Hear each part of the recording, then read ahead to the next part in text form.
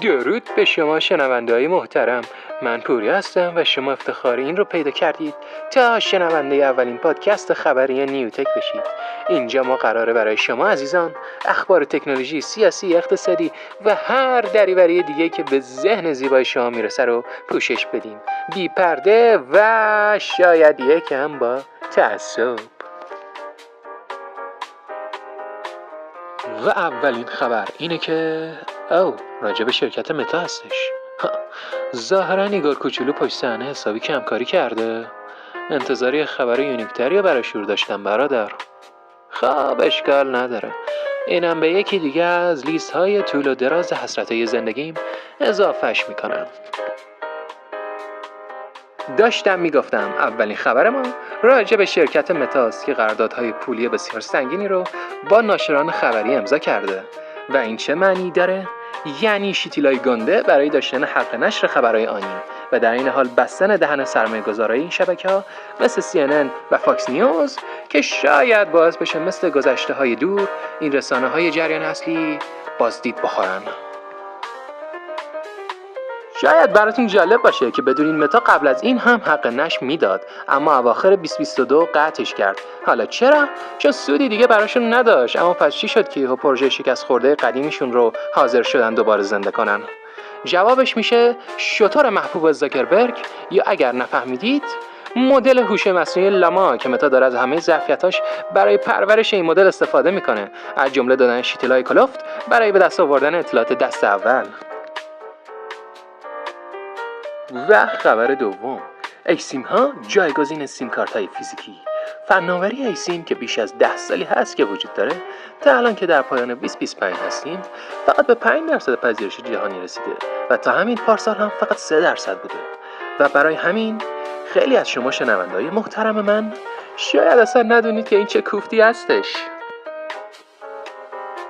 خب جواب ذهن کنجکاو شما یه چیپ خیلی کوچیکه که قبل و حین ساخت دستگاهتون درش لحیم شده و برای همین دیگه میتونید بدون گرفتن سیم کارت فیزیکی یا محدودیت تعداد خط به هر اپراتوری وصل بشید، اونم فقط با وارد کردن QR کد.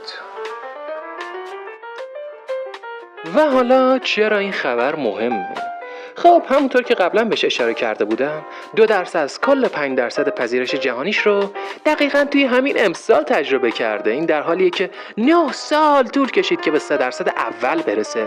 و برای همین چون میدونیم این رشد یه اتفاق نمایی هستش، پس قرار شاهد یه انفجار بزرگ باشیم، یه انفجار خیلی بزرگ، انفجاری که تخت پادشاهی رو از سیم کارت‌های فیزیکی میگیره و به ای سیم کارت ها میده.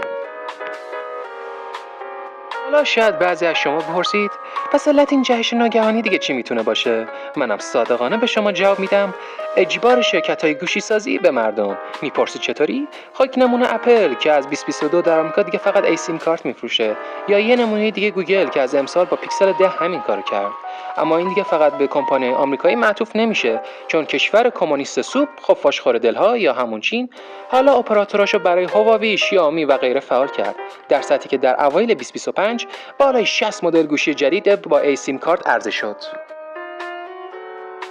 حالا میریم سراغ خبر سوم که چه خبر خوشمزه‌ای. ظاهراً هنرمند مشهور دیجیتال بیپل در نمایشگاه آرت بازل میامی مجموعه هنری سگ‌های عادیش رو رونمایی کرد که شامل ربات‌های سگ $100,000 میشد. و اما بخش خوشمزه ماجرا گذاشتن چهره ایلان ماسک، زاکربرگ، جف بزوس و چند تا مرفه بی‌درد دیگه روی سگ‌های این مجموعه.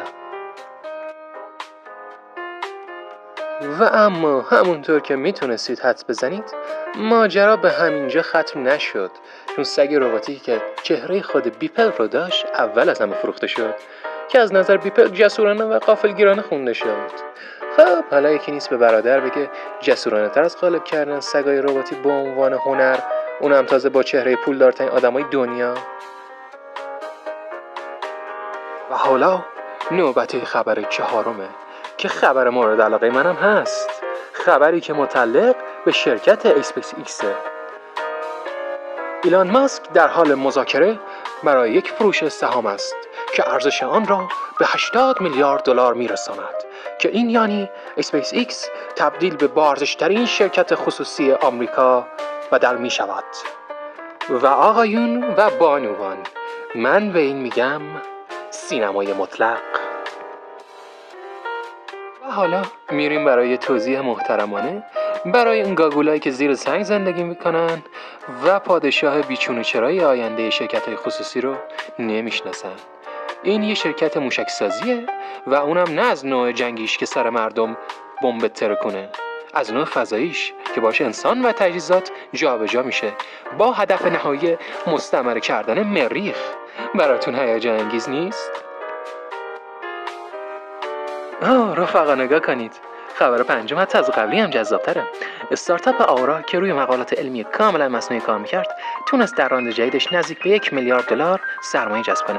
این شرکت ادعا میکند که مدل هوش مصنوعیش میتونه مقالات علمی کامل رو در چند دقیقه تولید کنه که از نظر آماری، ظاهری و کیفی شبیه به تحقیقات واقعی انسان هست. آورا هدف اصلیش رو کمک به محققین در تسریع ایده پردازی و تولید سریع پیشنویس ایده ها عنوان کرده. هرچند دارن کی رو گل میزنن، همگی ما میدونیم هدف اصلیشون جایگزین کامل دانشمندها و کنار گذاشتنشون هستش.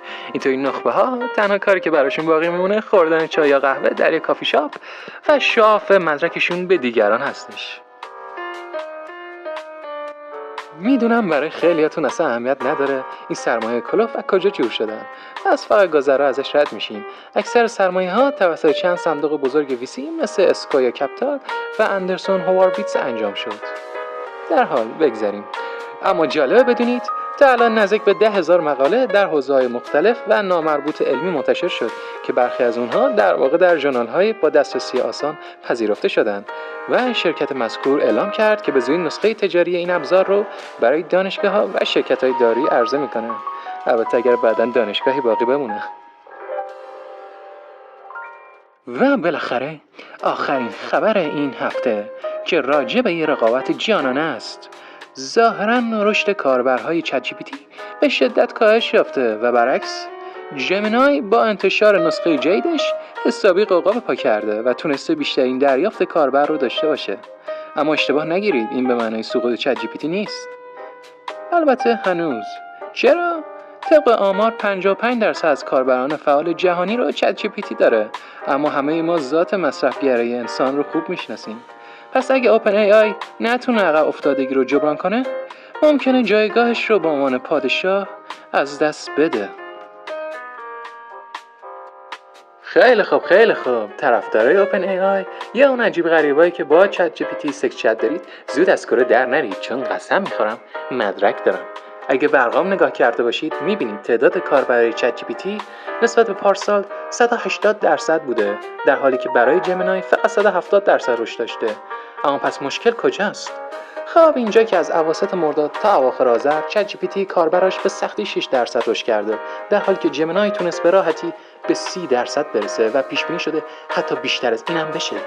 پس طبق آمار جمینای داره با سرعت وحشتناکی به چت جی پی تی میرسه، به طوری که حتی داخل اوپن ای آی کد قرمز اعلام کردن و سم آلتمن با نامه سرراست دستور داد همه پروژه ها رو رها بکنید تا همگی تلاش کنن برای بهبود چت جی پی تی. خب رفقا، اخبار پادکست اولمون هم تموم شد. سپاس که تا پایان ویدیو رو تماشا کردید. میدونید حدس میزنم اخباری که براتون بازگو شد رو جای دیگه ای نشیده باشید، پس یادتون نره اینجا نیوتکه و من هم پوریا هستم و خوشحال میشم کانال ما رو به عنوان حمایت دنبال کنید.